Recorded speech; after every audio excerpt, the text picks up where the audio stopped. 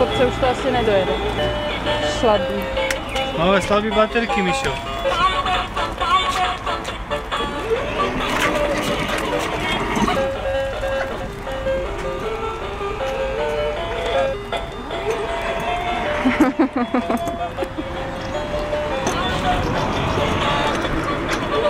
Já s tím řídím, jenže on mi s tím taky ještě vexluje, že? Víš co? Že to má taky na to vliv, jo? Když on to udrží, že ten motorek, tak...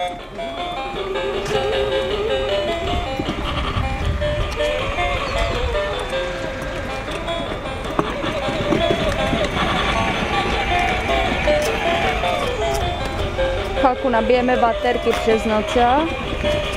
Ano?